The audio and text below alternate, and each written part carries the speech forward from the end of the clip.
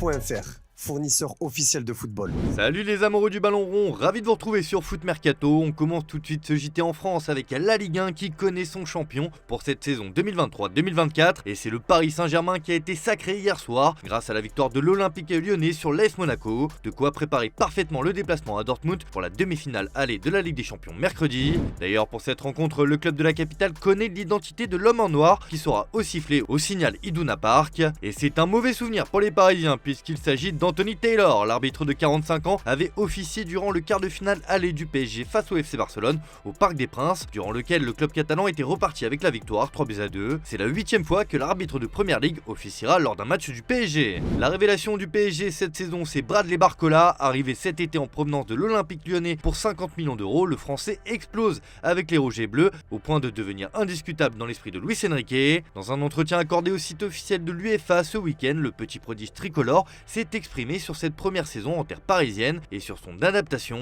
Je pense que l'environnement est très bien ici. Franchement, on est beaucoup accompagné ici. Même dans le vestiaire, ça se passe très bien. Les joueurs sont top avec moi. Quand tu as la confiance des joueurs, même du coach, il n'y a rien de mieux pour bien s'intégrer. Voilà pourquoi tout se passe bien aujourd'hui. De base, je ne suis pas quelqu'un qui parle beaucoup. Je suis arrivé tranquillement. Je me suis dit que si Paris m'a recruté, c'est que je vaux bien quelque chose. J'allais faire mon jeu sur le terrain et on allait voir ce qu'il allait se passer. Franchement, comme ça, je suis très bien accueilli. Il s'est aussi exprimé sur sa relation avec Ousmane Dembélé et Kylian Mbappé. Je pense que ça se fait naturellement. Déjà, de s'entraîner avec d'aussi grands joueurs, tu ne peux que progresser.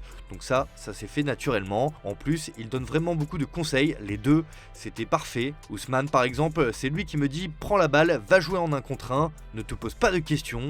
Et pareil, Kylian, il me dit la même chose, prends tes 1 contre 1, si tu peux même la mettre, mets-la moi. Des bons conseils, vraiment beaucoup de bons conseils. On rigole beaucoup, ils sont plus grands mais ils sont à la fois un peu comme nous aussi, ils sont jeunes dans leur tête. On rigole beaucoup, ça se passe bien, on parle de tout et de n'importe quoi, ça se fait naturellement. Un trio qui veut réaliser de grandes choses en cette fin de saison. Toujours en Ligue 1, un club se régale, c'est le Stade Brestois grâce à leur victoire spectaculaire face au Stade Rennais hier 5-4. Les hommes d'Éric Roy sont qualifiés pour une Coupe d'Europe la saison prochaine, une nouvelle qui ravit le coach brestois.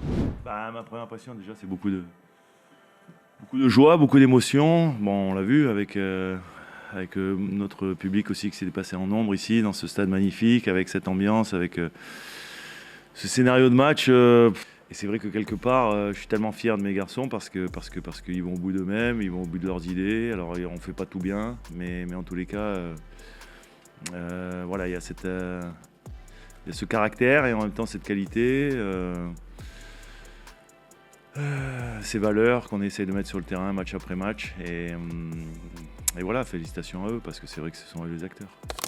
On file à l'étranger où après avoir officialisé son intention de rester sur le banc du FC Barcelone la saison prochaine, Xavi, qui avait tout d'abord annoncé son départ, souhaite préparer au mieux l'exercice 2024-2025. Pour cela, le technicien catalan a d'ores et déjà livré quelques-unes de ses priorités. La presse espagnole laissait entendre que le Barça pourrait se séparer de Frenkie de Jong, déjà poussé vers la sortie à l'été 2022. Xavi a fait savoir qu'il comptait sur le néerlandais pour la saison prochaine. Un avis tranché que l'espagnol a également réitéré pour le cas Sergi Roberto. Xavi veut conserver le joueur qui arrive en fin de contrat à la fin de la saison. L'ancien milieu de terrain fixe le cap pour son effectif la saison prochaine et espère que son Barça retrouvera les sommets. Dans le sens des arrivées, le club catalan veut se montrer actif. Selon la presse espagnole, les Blaugrana espèrent même s'offrir un joueur du PSG. D'après le Chiringuito, le Barça veut se faire prêter pour une saison Xavi Simons, un ancien de la maison Blaugrana. Le Barça travaille déjà sur ce dossier et les relations avec le PSG se sont récemment améliorées, ce qui facilite un prêt. Les deux directions auraient discuté de ce dossier lors du repas d'avant-match et les Catalans se montrent très optimistes. Le principal concerné, lui, serait très attiré par l'idée d'être prêté au FC Barcelone pour une saison. On imagine cependant que Luis Enrique aura son mot à dire dans ce dossier, puisqu'il pourrait prendre la décision de conserver le joueur de 21 ans. En revanche, quel avenir pour Robert Lewandowski? Arrivé en 2022 au FC Barcelone, le Polonais s'est logiquement fait une place de titulaire indiscutable, mais ces derniers mois, il a essuyé quelques critiques. Un départ pourrait soulager les comptes des Catalans, notamment vis-à-vis de ce fameux fair play financier de la Liga, sauf que selon Sport, le Polonais a tranché pour son avenir. Le journal catalan assure que Lewandowski souhaite rester au Barça la saison prochaine et n'étudie aucune autre possibilité, lui et sa famille se sentant très bien dans la ville. Pourtant, l'attaquant a des propositions plutôt juteuses en provenance d'Arabie Saoudite notamment, destination à la mode où il pourrait même gagner plus que les 16 millions d'euros annuels qu'il perçoit en terre catalane. Résistera-t-il à la tentation? Affaire à suivre. Cette semaine d'ailleurs, c'est le retour de la Ligue des Champions avec les demi-finales de la compétition et mauvaise nouvelle pour le Bayern Munich qui affronte le Real Madrid mardi soir. Les Bavarois voient deux joueurs rejoindre l'infirmerie pour ce choc. Il s'agit de Matt Matthijs de Ligt et Konrad Laimer qui sont sortis sur blessure face à l'Eintracht Francfort ce week-end. L'infirmerie se remplit un peu plus alors que Kingsley Coman, Serge Gnabry, Leroy Sané, Jamal Musiala, Dayo Upamecano, Bounassar,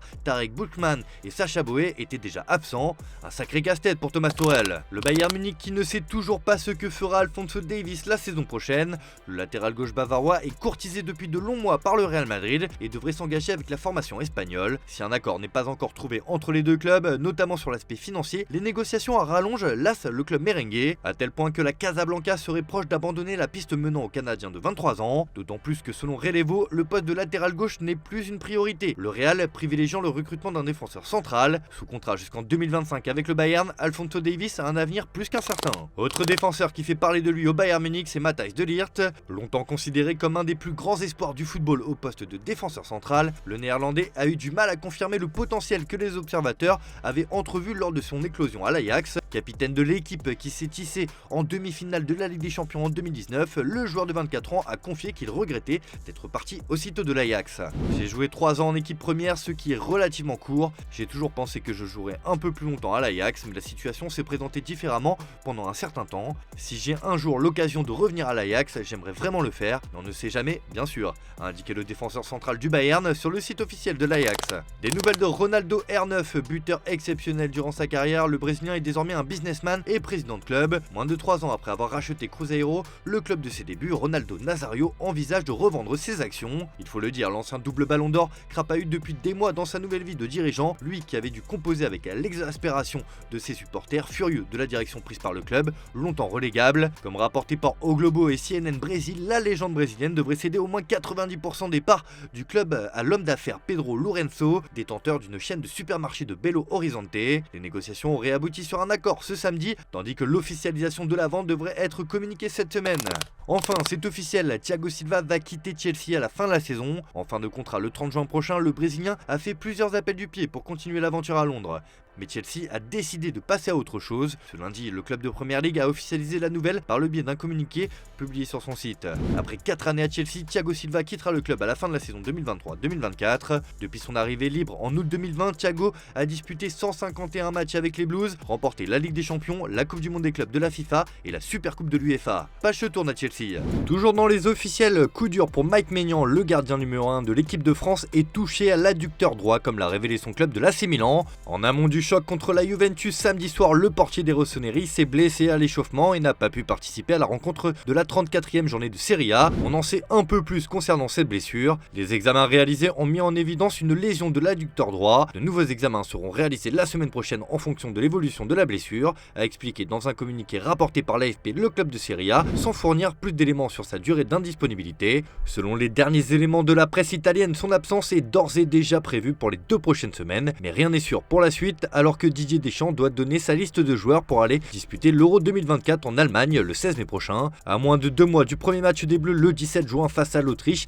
il est incertain pour disputer sa première compétition internationale en tant que titulaire. Comme toutes les semaines, c'est l'heure du top buteur européen les amis. Encore une fois, Harry Kane arrive en tête et reste sur un doublé contre l'Eintracht Francfort. L'attaquant anglais se retrouve désormais doté de 35 buts en 31 matchs et prend le large sur la concurrence. Luc de Jong arrive à la 2e position, il compte désormais 27 buts en 31 matchs suite à une nouvelle réalisation. Des statistiques similaires à celles de Vangelis Pavlidis, le buteur grec de l'AZ Alkmaar, a de nouveau trouvé la faille ce week-end. Auteur d'un doublé contre l'Orient ce mercredi, Kylian Mbappé est resté sans marquer ce samedi face au Havre. Il arrive en 4e position grâce à ses 26 buts en 28 matchs. En 5e place, Victor Gyökeres effectue une belle remontée au classement. Le Suédois s'est offert hier un doublé contre le FC Porto et compte désormais 26 buts en 30 matchs. C'est un peu mieux que Serhou Guirassy, muet contre le Bayer Leverkusen. Le Guinéen affiche 25 buts en 25 matchs. Kevin Denki suit avec 25 buts en 34 matchs. Loïs Openda arrive 8ème avec 24 buts en 31 matchs. Le Belge a de nouveau marqué lors de la large victoire du RP Leipzig contre le Borussia Dortmund. Ne marquant pas contre le Torino hier avec l'Inter Milan malgré une victoire 2-0, Lautaro Martinez reste bloqué à 23 buts en 30 matchs. Enfin, Simon Banza conclut le top 10 avec ses 21 buts en 25 matchs. Allez, on se quitte avec l'image du jour les amis, et comment ne pas passer à côté de la folie brestoise qui s'est emparée de notre Ligue 1 cette saison. Après la victoire contre Rennes, c'était la fête dans les vestiaires et on a eu droit à de belles images des Pirates euphoriques et en transe au moment de célébrer un instant historique. Pour rappel, Brest participera pour la première fois de son histoire à une Coupe d'Europe l'an prochain, reste à savoir laquelle désormais. Voilà, c'est tout pour aujourd'hui, bonne soirée à tous, on se retrouve demain pour de nouvelles vidéos sur Foot Mercato. Allez